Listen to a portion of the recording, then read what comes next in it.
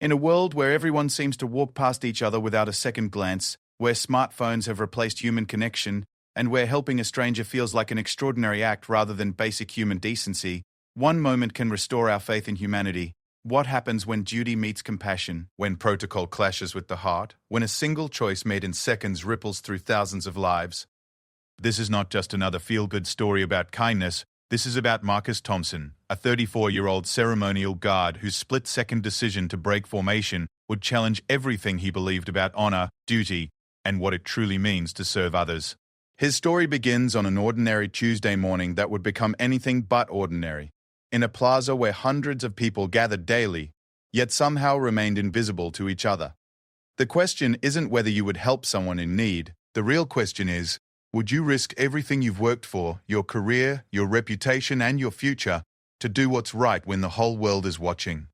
Marcus Thompson was about to find out, and his answer would surprise everyone, including himself. The morning sun cast long shadows across Memorial Plaza as Marcus Thompson adjusted his ceremonial uniform one final time.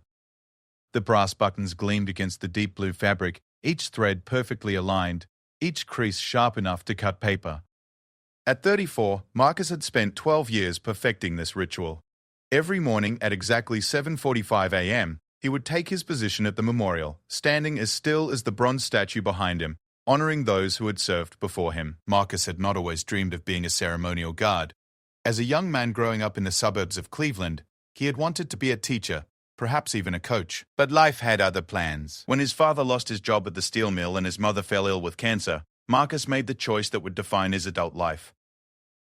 He enlisted in the military, sending home every penny he could spare, watching from afar as his family struggled and eventually found their footing again. The transition from active duty to ceremonial guard work had been jarring. In Afghanistan, every decision mattered. Every moment carried weight. Here, his job was to stand perfectly still, to be a living symbol of respect and remembrance. Some days, Marcus felt like he was slowly disappearing, becoming more statue than man. But he reminded himself that this work mattered too.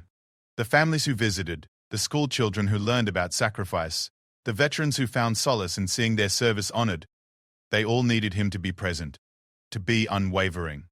That Tuesday morning felt different from the moment Marcus arrived at the plaza. The air carried an unusual tension, like the moments before a thunderstorm, when everything seems to hold its breath. The usual morning joggers were there, earbuds in, focused on their personal fitness goals. The business professionals hurried past with their coffee cups and smartphones, already lost in the day's first conference calls. But something felt off. Marcus took his position next to his partner James Chen, a younger guard who had joined the detail just 6 months earlier. James was everything Marcus had once been. Eager, idealistic, convinced that their work was changing the world, one respectful moment at a time. Marcus envied that certainty. The plaza began to fill with its usual morning crowd. School groups were scheduled to visit later, but for now it was mostly locals cutting through on their way to work, or tourists getting an early start on their sightseeing. Marcus had learned to identify the different types of visitors without moving his eyes. There were the respectful ones who slowed their pace and lowered their voices. There were the curious ones who took pictures and read every plaque.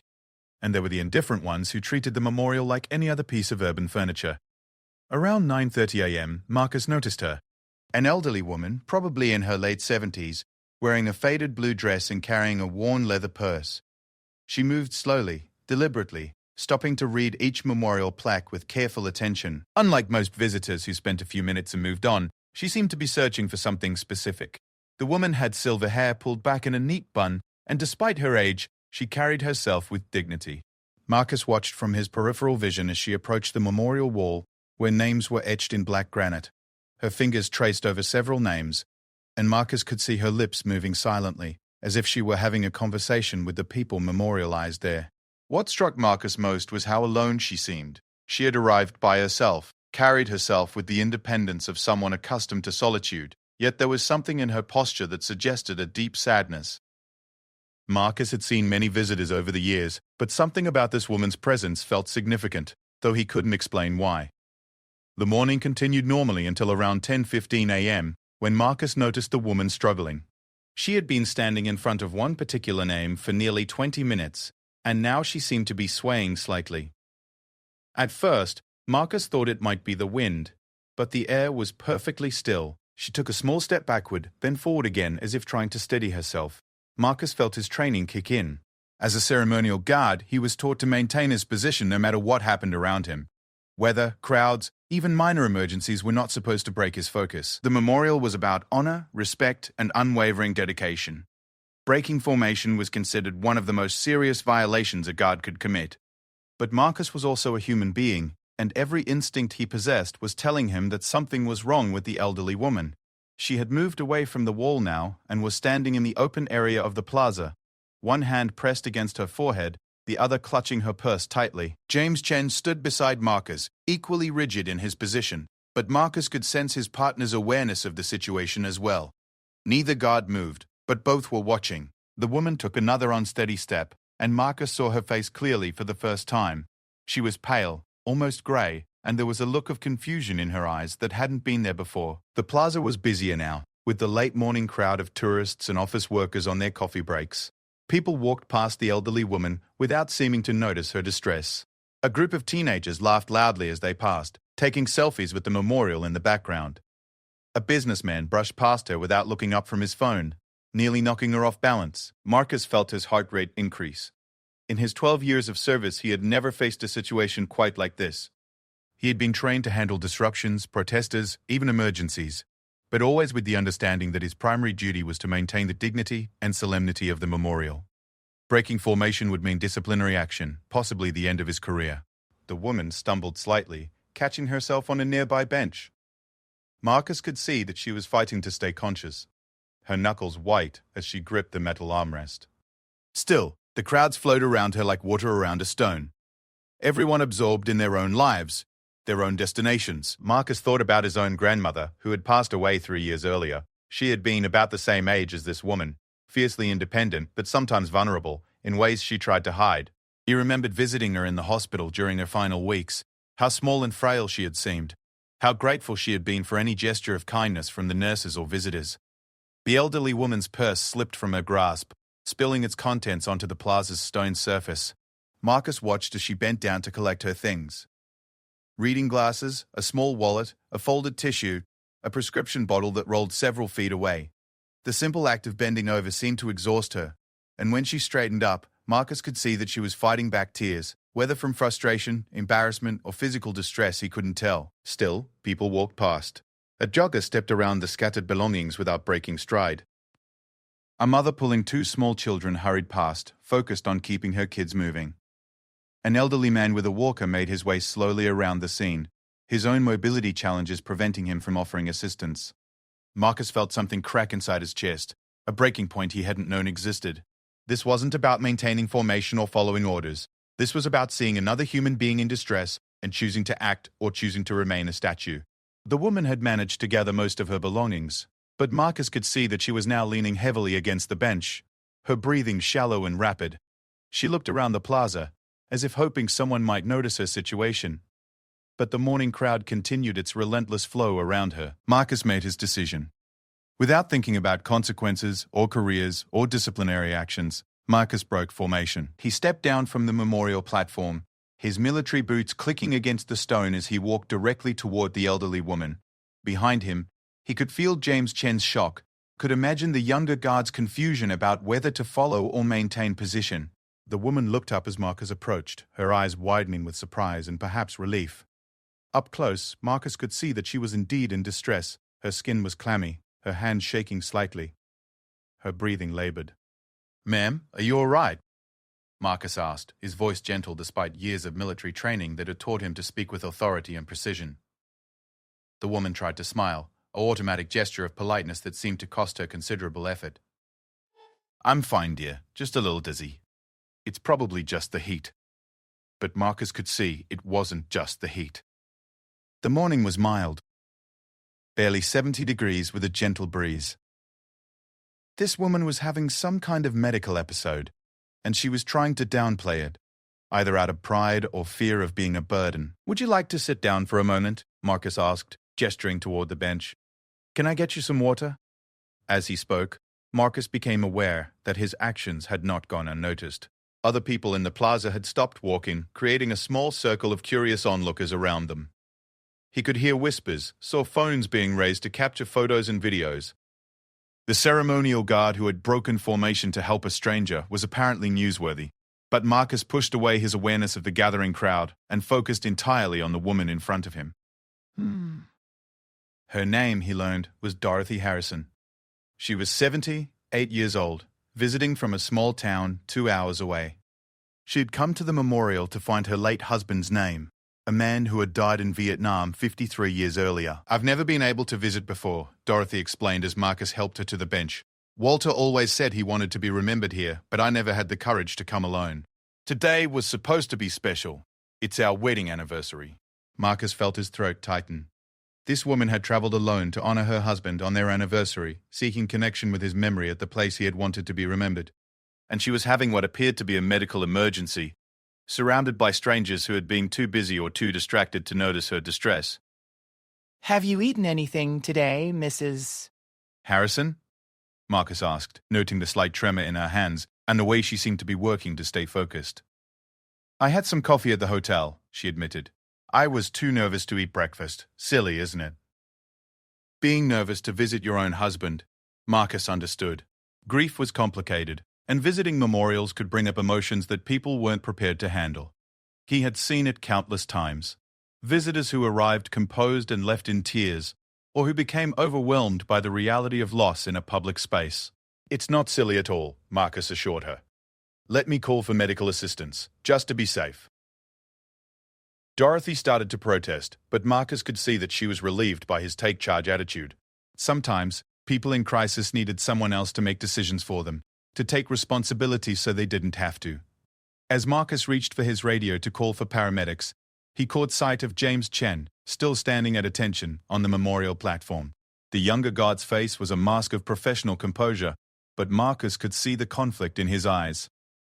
James was torn between following protocol and following his partner's example. The crowd around them continued to grow, and Marcus realized that this moment was becoming something larger than a simple act of kindness. People were filming, posting to social media, turning his decision to help into a public spectacle. He felt a moment of regret, not for helping Dorothy, but for the way their interaction was being consumed as entertainment. But then Dorothy reached out and squeezed his hand, her grip surprisingly strong despite her condition. "Thank you," she whispered. "I was so scared, and everyone seemed so busy. I thought I was invisible." Marcus looked into her eyes and saw his own grandmother, saw every elderly person who had ever felt alone in a crowd, saw the humanity that connected all of them, regardless of age or background or circumstances. This was why he had chosen to break formation, not for recognition or praise, but because sometimes being human was more important than following rules. The paramedics arrived within 7 minutes, their red and white ambulance cutting through the plaza's morning tranquility with measured urgency. Marcus had remained beside Dorothy Harrison throughout those crucial minutes, monitoring her condition while trying to ignore the growing crowd of spectators and the constant click of smartphone cameras capturing their interaction. Dorothy's condition had stabilized somewhat once she was sitting and had sipped some water that a kind passerby had offered. Her color was returning, and her breathing had become more regular, but Marcus could see that she was still shaken by the experience. "Darius died from home alone." More than that, he sensed her embarrassment at becoming the center of such public attention. "I'm sorry I caused such a fuss," Dorothy murmured as the paramedics approached with their medical bag and portable chair. "I've never been one for making scenes. Mrs. Harrison, you didn't cause anything," Marcus replied firmly. "Medical episodes happen. What matters is that you're getting the help you need." As the paramedics began their assessment, Marcus stepped back to give them space to work. It was then that he became fully aware of what he had done and what it might mean for his career. Breaking formation wasn't just against protocol, it was against everything he had been trained to believe about duty, discipline, and the sacred nature of his post. James Chen caught his eye from across the plaza, and Marcus could read the confusion and concern in his partner's expression. James was still maintaining his position, as regulations required, but Marcus could see the internal struggle playing out on the younger guard's face. Should he abandon his post to support his partner? Should he report the incident immediately? Should he pretend it never happened? The paramedic, a woman in her 40s with kind eyes and efficient movements, was taking Dorothy's blood pressure and checking her pulse. "Mrs. Harrison, your blood pressure is quite low, and your blood sugar appears to be dropping. Have you been taking your medications regularly?" Dorothy fumbled in her purse, pulling out a small pill organizer. I think I missed my morning pills. I was so nervous about coming here, and the hotel room was different, and I got confused about the time. Marcus felt a surge of protective concern for this woman who had traveled alone to honor her late husband, only to find herself in medical distress surrounded by strangers. He thought about his own aging parents back in Cleveland, how his mother sometimes forgot her medications when she was stressed or dealing with changes in routine. We'd like to transport you to the hospital for a full evaluation, the paramedic explained. Low blood pressure combined with low blood sugar can be serious, especially given your age. Dorothy's eyes filled with tears, and Marcus could see her fear and frustration. I can't go to the hospital. I don't know anyone here. I was supposed to visit Walter today. It's our anniversary. Walter is your husband? The paramedic asked gently. Was, Dorothy corrected. He died in Vietnam in 1971. Today would have been our 54th wedding anniversary. I finally worked up the courage to come see his name on the memorial, and now this happens. Marcus watched as the paramedic's expression softened with understanding. Healthcare workers, like military personnel, were accustomed to dealing with grief and trauma, but that didn't make individual stories any less powerful. Mrs. Harrison, Marcus interjected, the memorial will be here when you're feeling better. Your health has to come first. That's what Walter would want. Dorothy looked at him with surprise, as if she hadn't expected such personal insight from a stranger in uniform. You really think so? I know so, Marcus replied. I've been standing guard here for 12 years, and I've seen thousands of people come to pay their respects. The ones who matter most are the ones who come with love, not the ones who come at any specific time. Walter waited 53 years for you to visit. He can wait a few more hours. The crowd around them had grown larger, and Marcus could hear snippets of conversation as people discussed what they were witnessing. Some were praising his actions, others were criticizing his abandonment of his post. He could see several people live-streaming the scene on social media, turning Dorothy's medical emergency into entertainment for their followers. Excuse me, officer, called a man in an expensive suit holding up his smartphone. Can you comment on why you left your post? Are you supposed to help civilians during emergencies? Marcus felt a flash of anger at the question. Dorothy was still receiving medical attention, still vulnerable and frightened, and this man wanted to turn the moment into a news story. But he bit back his initial response and simply said, I'm not available for comment right now. The paramedic was preparing to transport Dorothy to the hospital when she grabbed Marcus's arm. Would you help me find Walter's name first? I've been looking all morning, and I think I was getting confused because I felt dizzy. It would mean so much to me to see it before I go. Marcus looked at the paramedic, who nodded. A few minutes won't hurt, as long as we keep it brief. Marcus helped Dorothy stand, supporting her elbow as they walked slowly toward the memorial wall. The crowd parted to let them through, and Marcus could feel the weight of dozens of eyes watching their every move. But he focused entirely on Dorothy, helping her navigate to the section of the wall where Vietnam casualties were listed. Walter Harrison, Dorothy said softly. He would have been listed under his full name, Walter James Harrison. Marcus had memorized much of the memorial during his years of service, and he knew approximately where to look. Together they found Walter's name etched in the black granite, positioned about shoulder height in neat, precise lettering. Dorothy placed her palm flat against her husband's name, and Marcus saw tears streaming down her face. Hello, sweetheart, she whispered. I'm sorry it took me so long to come see you. I've missed you every day. The moment was deeply private, yet being witnessed by dozens of strangers with cameras and smartphones. Marcus felt protective of Dorothy's grief, angry that such an intimate moment was being turned into public spectacle. He positioned himself slightly behind her, creating a small barrier between her and the most intrusive observers. He was 23 when he died, Dorothy told Marcus without looking away from the memorial. We'd only been married 8 months. I never remarried. Never felt right somehow. He was supposed to come home and we were going to buy a house and have children and grow old together. Marcus didn't reply immediately. What could he say to acknowledge such profound loss? Instead, he stood quietly beside her, offering his presence as a form of respect. Thank you for helping me find him, Dorothy continued. And thank you for stopping to help me. I know you probably weren't supposed to leave your post. Sometimes doing what's right matters more than following rules, Marcus replied, surprising himself with his honesty. After a few more minutes, the paramedic gently approached. Mrs. Harrison, we really should get you to the hospital now. Dorothy nodded, taking one last look at Walter's name. I'll come back tomorrow if I'm feeling better. Maybe I can bring him some flowers. As they helped Dorothy toward the ambulance, Marcus became aware that his supervisor, Captain Rodriguez, had arrived on the scene. The captain was a fair man, but he was also a stickler for protocol. Marcus could see from his expression that there would be consequences for breaking formation. "Thompson," Captain Rodriguez called out, "I need to speak with you." Marcus helped Dorothy into the ambulance first, making sure she was comfortable and had the hospital's contact information. She squeezed his hand one more time. "You're a good man, Marcus. Thank you for seeing me when everyone else looked right through me." The ambulance pulled away, and Marcus watched until it disappeared into traffic. Only then did he turn to face his supervisor and the crowd that was still recording his every move. "Captain Rodriguez," Marcus acknowledged, standing at attention. "Thompson, you know I have to write this up. Breaking formation is a serious violation of protocol." "I understand, sir. Do you want to explain your actions?"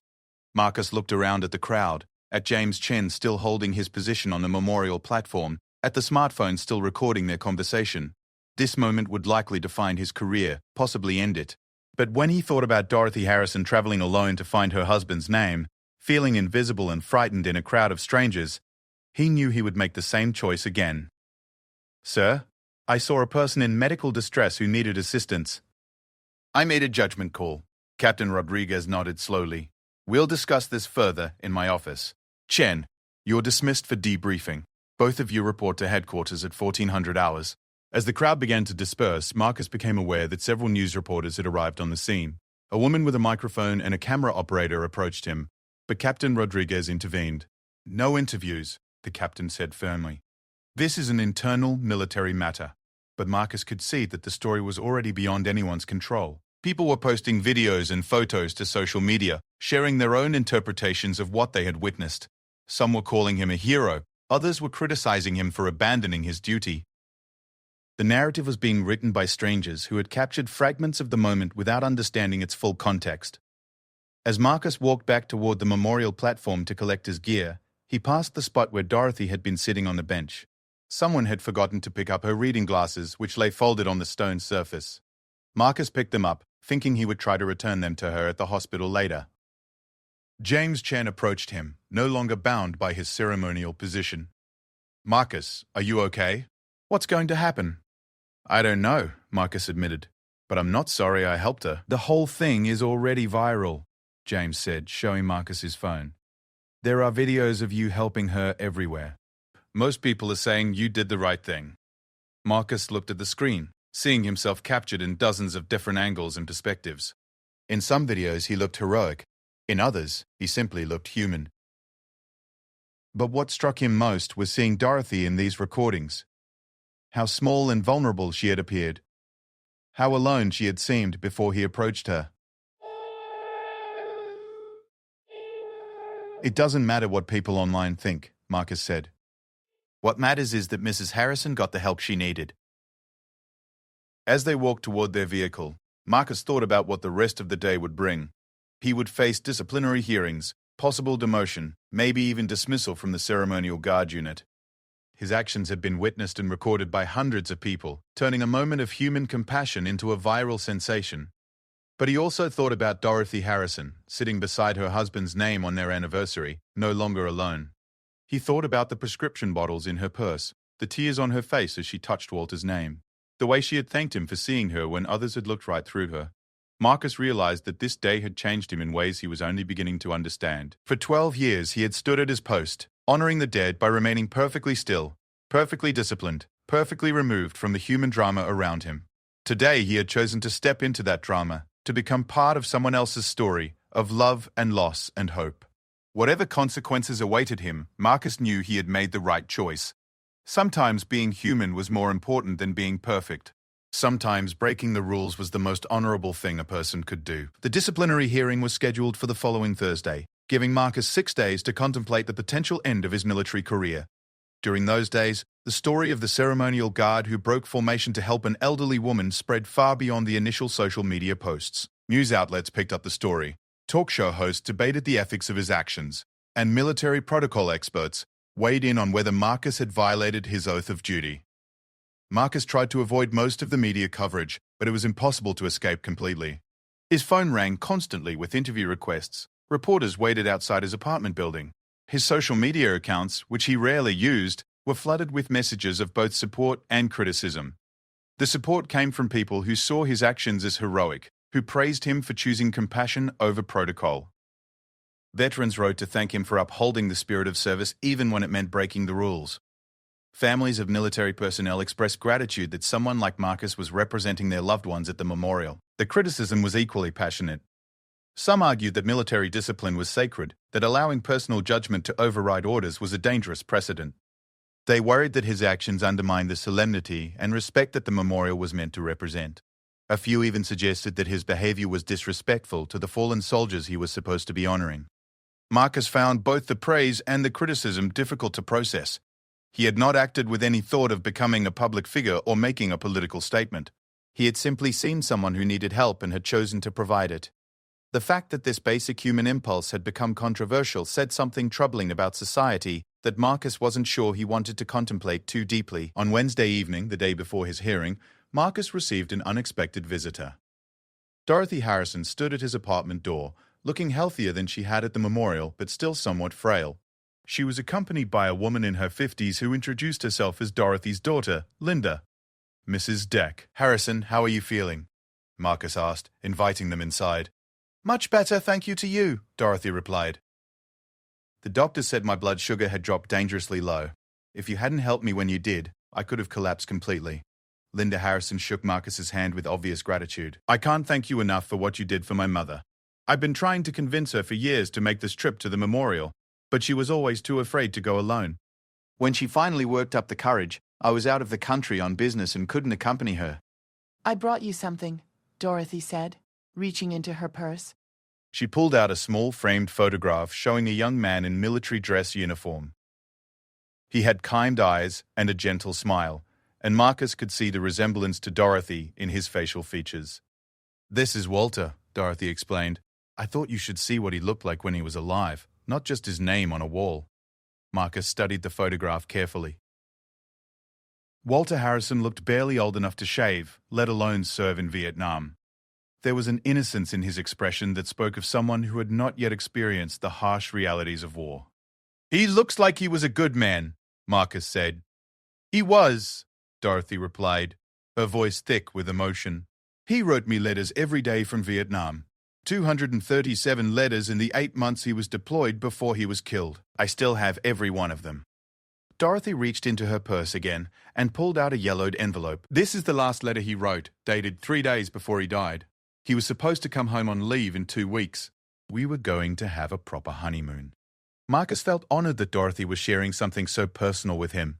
He also felt the weight of responsibility that came with being entrusted with someone else's most precious memories. "Mrs.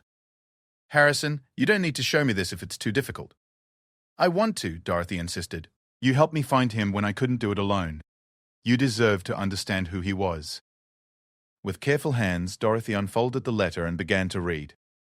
"My dearest Dorothy, I'm counting the days until I can hold you again. The monsoon season is ending, and they say we might be able to come home early if things stay quiet. I dream about our little apartment and the way you laugh when I try to cook breakfast. I dream about growing old with you and watching our children play in the backyard of the house we're going to buy. Keep that dream alive for me, sweetheart. No matter what happens, keep dreaming about our future together." Dorothy's voice broke on the last words, and Linda put a protective arm around her mother's shoulders.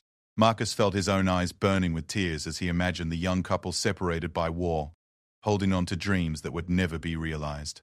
"He never got to come home," Dorothy continued. "Never got to see the house we were going to buy, or meet the children we were going to have. But I kept dreaming, just like he asked me to. Even after he died, I kept dreaming about the life we would have had together."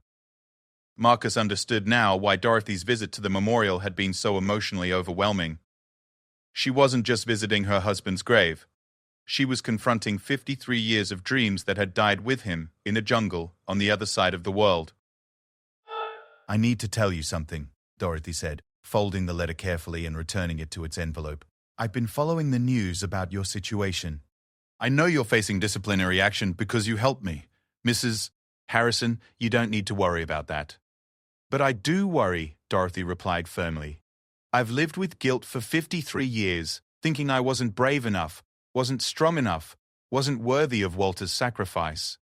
I don't want you to suffer consequences for showing me the kind of kindness and courage that Walter would have shown. Linda spoke up. Mum has been beside herself since she learned about your hearing. She wanted to come testify on your behalf, but we weren't sure if that would be appropriate. Marcus was touched by Dorothy's concern, but he also felt protective of her. She had been through enough trauma without having to relive it in a military disciplinary proceeding. Mrs. Harrison, I appreciate your offer, but you don't owe me anything. I did what I thought was right, and I'll accept whatever consequences come from that. You don't understand, Dorothy said, her voice growing stronger. What you did wasn't just about helping me with a medical emergency. You saw me. For the first time in years, someone really saw me. Do you know what it's like to become invisible as you get older? To feel like you're disappearing a little bit every day? Marcus thought about his own grandmother, about the way she had sometimes seemed surprised when family members called or visited, as if she had forgotten that she mattered to anyone. After Walter died, I threw myself into work, into staying busy, into pretending that I was fine, Dorothy continued. I became a teacher, and for 35 years, I poured all my love and energy into other people's children. But when I retired, when the classrooms were no longer full of young voices calling my name, I realized how alone I had become. Dorothy looked directly at Marcus as she spoke. Yesterday, when I was standing in that plaza feeling dizzy and scared, I looked around at all those people walking past me, and I felt like I was already dead, like I was just another ghost haunting the memorial. But then you stepped off that platform and walked toward me, and suddenly I was alive again. I was real again. I mattered to someone. The room fell silent except for the sound of Dorothy's quiet crying and Linda's gentle murmurs of comfort. Marcus felt overwhelmed by the responsibility that came with understanding how much his simple act of kindness had meant to this woman. Harrison, Marcus said carefully, I want you to know that helping you was not a burden or a sacrifice for me. It was an honor. And if standing up for what's right cost me my career, then maybe it wasn't the right career for me after all. Dorothy reached across the coffee table and took Marcus's hands in hers. Despite her age, her grip was firm and warm. I have a favor to ask, she said. Tomorrow, when you face that hearing, I want you to remember that what you did was an act of love. Not just love for me, but love for Walter and for all the people memorialized in that place. You honored their sacrifice by showing that the values they died for, compassion, courage, putting others before yourself, those values still matter. Marcus felt the truth of her words settle into his chest like a warm weight. He had been so focused on whether he had violated military protocol that he hadn't considered the deeper meaning of his actions. By helping Dorothy, he had demonstrated the very principles that the memorial was meant to honor. There's something else, Dorothy said. I want to go back to the memorial tomorrow, after your hearing. I want to visit Walter again, properly this time, when I'm feeling strong and clear-headed. Would you come with me, Mrs. Dunn? Harrison, I may not be welcome at the memorial after tomorrow. Then we'll go somewhere else, Dorothy said firmly. But I want you to help me tell Walter's story. I want you to help me make sure he's remembered not just as a name on a wall, but as a young man who loved deeply and dreamed bravely and died too soon. Marcus looked at the photograph of Walter Harrison at this young soldier's hopeful smile, and he understood that Dorothy was offering him something precious, the chance to be part of keeping someone's memory alive. Whatever happened at his disciplinary hearing, whatever consequences he faced for breaking formation, this connection with Dorothy and Walter's story would be worth it. I would be honored to help you tell his story, Marcus replied. As Dorothy and Linda prepared to leave, Dorothy turned back to Marcus one more time. Tomorrow, when they ask you why you left your post, tell them the truth. Tell them you saw someone who needed help, and you chose to be human instead of being perfect. Tell them that Walter Harrison would have done the same thing. After they left, Marcus sat alone in his apartment, holding the photograph of Walter Harrison and thinking about the hearing that awaited him. He realized that regardless of the military's decision about his future, he had already learned something valuable from this experience. Sometimes the most important battles are not fought with weapons or strategies or perfect adherence to protocol. Sometimes they are fought with simple acts of kindness, with the courage to see other people's pain and respond with compassion. Marcus placed Walter's photograph on his mantel, next to a picture of his own grandmother. Two people who had taught him in different ways that being human was always more important than being perfect. The disciplinary hearing took place in a sterile conference room at military headquarters, with fluorescent lights casting harsh shadows on the faces of the three officers who would determine Marcus's fate. Colonel Patricia Williams presided over the proceedings, flanked by Major Stephen Hayes and Captain Rodriguez, Marcus's direct supervisor. The atmosphere was formal and intimidating, designed to emphasize the seriousness of military justice. Marcus sat across from them in his dress uniform, every button polished, every crease precise. Despite the gravity of the situation, he felt calmer than he had expected. Dorothy Harrison's words from the night before echoed in his mind. "Tell them you chose to be human instead of being perfect." "Sergeant Thompson," Colonel Williams began, consulting a thick file of documents and witness statements. "You are here today to account for your actions on Tuesday morning when you abandoned your ceremonial post to assist a civilian. Do you understand the charges against you?" "Yes, Nan. That." "Abandonment of duty and violation of ceremonial protocol. The Ceremonial Guard Unit exists to honor our fallen service members with unwavering dedication and perfect discipline," Colonel Williams continued. "Your post is not merely a job, Sergeant Thompson. It is a sacred trust. When families come to mourn their loved ones, when veterans come to remember their fallen comrades, they expect to see guards who represent the highest ideals of military service." Marcus listened respectfully, understanding that Colonel Williams was not merely reciting charges but expressing genuine concern about the principles that governed military conduct. "Do you have anything to say in your defense before we review the evidence?" Colonel Williams asked. Marcus had rehearsed this moment in his mind dozens of times over the past week. He had considered various approaches, legalistic arguments about emergency exceptions to protocol, emotional appeals about the humanitarian imperative to help those in distress, even simple apologies that might mitigate his punishment. But sitting in that room, facing officers who had dedicated their careers to military service, Marcus knew that only complete honesty would suffice. "Ma'am, I have served in this unit for 12 years without a single disciplinary action. I have stood guard in weather ranging from blizzards to heat waves. I have maintained my post during protests, disruptions, and minor emergencies. I understand the importance of discipline and the sacred nature of our mission." Marcus paused, gathering his thoughts. "On Tuesday morning, I observed an elderly woman experiencing what appeared to be a medical emergency. She was alone, distressed, and being ignored by the crowd around her. I made a judgment call that her immediate need for assistance outweighed my obligation to maintain ceremonial position." Major Hayes leaned forward. "Sergeant Thompson, what if every guard made individual judgment calls about when to abandon their post? What if discipline became optional, subject to each person's personal interpretation of circumstances?" It was a fair question, and Marcus had wrestled with it throughout the week. "Sir, I believe that military discipline exists to serve a higher purpose, the protection and service of others. When maintaining discipline prevents us from fulfilling that higher purpose, we have to make difficult choices. The military cannot function on individual conscience alone," Captain Rodriguez interjected. "Orders exist for a reason. Chain of command exists for a reason. If everyone decided for themselves when rules apply, we would have chaos." Marcus nodded. "I agree, sir. But I would argue that my actions were consistent with the deepest values of military service." The woman I assisted was Dorothy Harrison, the widow of Private Walter James Harrison, who was killed in Vietnam in 1971. She had come to the memorial to visit her husband's name on their wedding anniversary. The room fell silent as the officers absorbed this information. Marcus could see that the context of Dorothy's visit added weight to his decision, though it remained unclear whether they viewed this as justification or mere sentimentality. Colonel Williams consulted her notes. According to witness statements, Mrs. Pedicky, Harrison was experiencing low blood pressure and low blood sugar, likely exacerbated by missed medications and emotional stress. The paramedics confirmed that her condition could have become serious if left untreated. "Yes, ma'am. She had traveled alone from 2 hours away to find her husband's name. She was frightened and needed help. But there were other people in the plaza," Major Hayes pointed out. "Civilians who could have assisted her without violating military protocol. Why did you assume responsibility that was not yours?" Marcus thought about the crowd that had flowed around Dorothy like water around a stone, everyone absorbed in their own lives and destinations.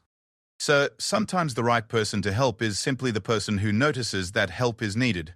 I couldn't assume that someone else would step forward." The hearing continued for another hour, with the officers reviewing witness statements, examining video footage from the scene, and questioning Marcus about his decision-making process. Several witnesses had provided testimony supporting Marcus's actions, praising him for his compassion and quick response to Dorothy's distress. Others had criticized him for abandoning his duty and turning the memorial into a spectacle. James Chen had been called to testify about his observations as Marcus's partner. The young guard had clearly struggled with divided loyalties, his respect for Marcus as a mentor and his commitment to military discipline. Chen testified that he had observed Dorothy's distress and had felt conflicted about maintaining his position while a civilian was in apparent need of assistance. In your opinion, Specialist Chen, Colonel Williams asked, did Sergeant Thompson's actions bring honor or dishonor to the ceremonial guard unit? James Chen considered the question carefully before responding. Ma'am, I believe Sergeant Thompson's actions demonstrated the values that military service is meant to embody: courage, selflessness, and protection of those who cannot protect themselves. While he violated protocol, he did so in service of higher principles. Captain Rodriguez looked uncomfortable with his subordinate's testimony, but Marcus felt grateful for James's thoughtful response. The younger guard was risking his own career by defending Marcus's actions so clearly. The most compelling testimony came from an unexpected source. Dr. Michael Foster, a cardiologist who had been in the plaza during Dorothy's medical episode. Foster had submitted a written statement and had requested to speak at the hearing via video conference. Colonel Williams. Dr. Ray, Foster said from the screen at the front of the room. I was approximately 50 feet away from Mrs. Harrison when she began experiencing symptoms. As a medical professional, I recognized the signs of her distress, but I was prevented from reaching her by the crowd and my own mobility issues. I use a wheelchair. I watched Sergeant Thompson's response with professional interest and personal admiration. Dr. Foster continued, Mrs. Didencole. Harrison's blood sugar had dropped to a dangerous level, and her blood pressure was critically low. In elderly patients, this combination can lead to falls, loss of consciousness, and serious injury within minutes. Sergeant Thompson's quick response and calm demeanor likely prevented a medical emergency from becoming a medical crisis. Colonel Williams asked, Doctor, in your professional opinion, was immediate intervention necessary? Absolutely. Mrs. Harrison needed assistance within minutes, not after formal emergency protocols could be implemented. Sergeant Thompson acted as a first responder in the truest sense of the term. After Dr. Foster's testimony, Colonel Williams called for a recess while the panel deliberated. Marcus was escorted to a waiting room where he sat alone, contemplating the possible outcomes. He could be dismissed from service, demoted, transferred to a different unit, or simply reprimanded. Each possibility would have different implications for his career and his future. James Chen found him during the recess, looking nervous and concerned. Marcus, I hope my testimony helped. I tried to be honest about what I saw and felt. You did the right thing, James. Whatever happens to me, you need to keep serving with integrity. What if they dismiss you from the unit? Marcus had thought about this possibility extensively. Then I'll find another way to serve. Military service isn't just about wearing a uniform. It's about living the values that the uniform represents. When the hearing resumed, Colonel Williams's expression was unreadable. Marcus stood at attention as she prepared to announce the panel's decision. Sergeant Thompson, this panel has deliberated extensively about your case. Your violation of protocol was clear and undeniable. Ceremonial guards are expected to maintain their posts except in the most extreme circumstances, and personal judgment about civilian emergencies does not constitute such circumstances under normal military doctrine. Marcus felt his heart sinking as Colonel Williams continued. However, this panel recognizes that your actions, while technically violations of protocol, were motivated by the highest ideals of military service. Your quick response to Mrs. Enplaysen? Harrison's medical emergency demonstrated courage, compassion, and commitment to protecting those who cannot protect themselves. The room was completely silent as Colonel Williams paused. Furthermore, the panel notes that Mrs. Harrison is the widow of a service member who made the ultimate sacrifice for his country. Your assistance to her can be viewed as an extension of our obligation to care for military families, even decades after their loss. Marcus dared to hope that the outcome might be less severe than he had feared. The panel's decision is as follows. You will receive a formal reprimand for violation of ceremonial protocol, which will be placed in your permanent record. You will be suspended from ceremonial duties for 30 days. During this suspension, you will participate in community service activities that demonstrate the military's commitment to civilian welfare. Colonel Williams looked directly at Marcus as she delivered the final portion of the decision. Additionally, you will work with the Ceremonial Guard Unit to develop new protocols for handling medical emergencies in the Memorial Plaza, ensuring that future guards are better prepared to respond to civilian distress without completely abandoning their posts. Marcus felt relief wash over him like a warm tide. He would keep his career, his rank, and his position in the ceremonial guard unit. More importantly, the panel had recognized that his actions, while technically violations, had been motivated by the right principles. "Thank you, ma'am," Marcus said simply.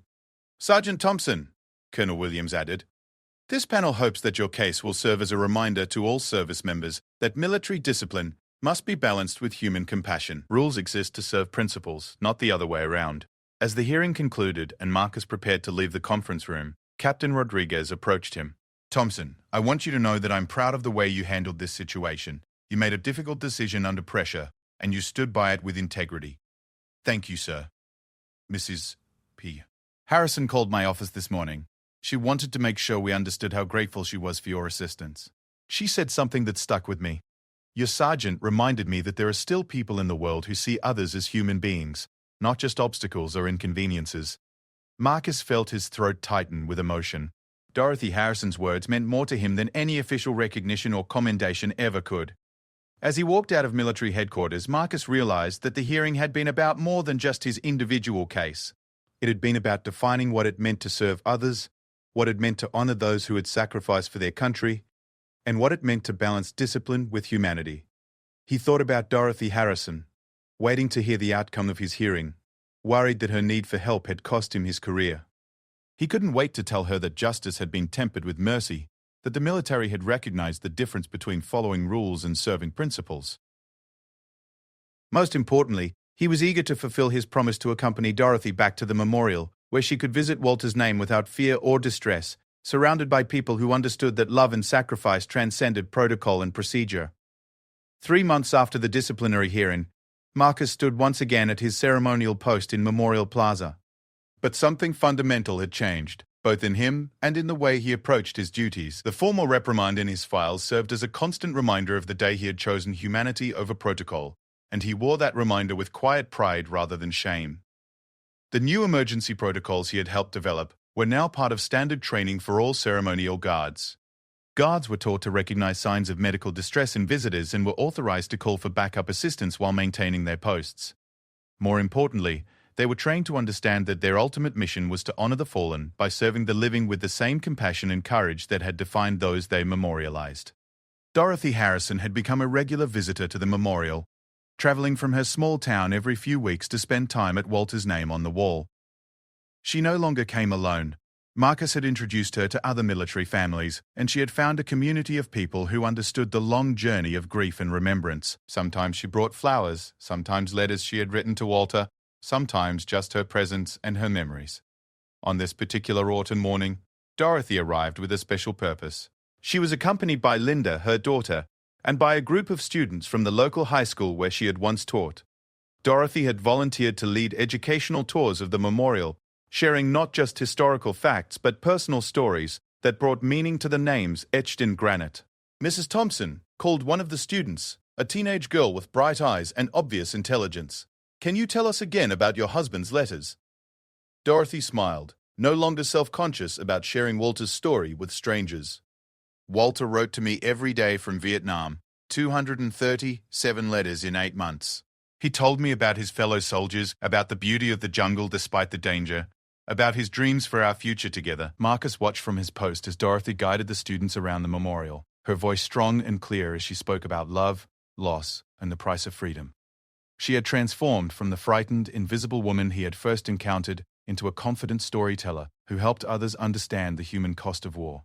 "Miss Dorothy," another student asked, "weren't you angry that Walter had to go to war?" Dorothy considered the question carefully, as she always did. "I was terrified, sweetheart. Angry at the war, angry at the situation, angry at being separated from the person I loved most in the world. But I was never angry at Walter for serving. He believed he was doing something important, something that would make the world safer for the people he cared about." As the students continued their questions, Marcus reflected on how much his own understanding had evolved over the past months. His work developing emergency protocols had led to broader conversations about the role of memorial guards and the nature of service itself. He had participated in training sessions, spoken at veteran events, and even testified before a congressional committee about the balance between military discipline and humanitarian response. The media attention from his original decision to help Dorothy had eventually faded, but its impact had continued to ripple outward in unexpected ways. Marcus had received letters from military families thanking him for demonstrating that service members could be both disciplined and compassionate. He had heard from other ceremonial guards who had faced similar situations and felt empowered to respond with both protocol and humanity in mind. Most meaningfully, Marcus had connected with other military personnel who had struggled with the balance between following orders and following conscience.